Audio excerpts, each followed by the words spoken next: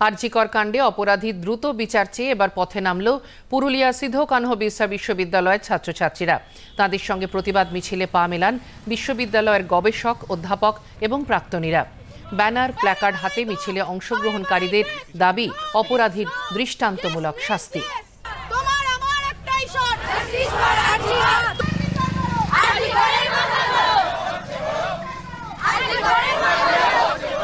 আমাদের এই মিছিলটাকে normally lead করছে ছাত্রছাত্রীরা, সিধু কানহো বিরসা বিশ্ববিদ্যালয়ের সমস্ত বর্তমান ছাত্রছাত্রী এবং প্রাক্তনী যারা ছিলেন তারা।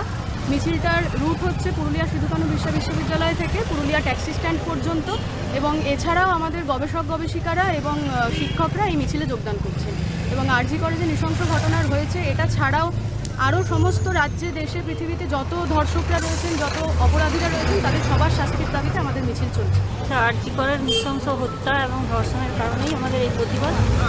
আমরা বিচার চাই এবং নিরপেক্ষ তদন্ত করে, ভালোভাবে তদন্ত করে যেন এটা উপযুক্ত শাস্তি হয় দোষীদের, এটাই আমাদের দাবি।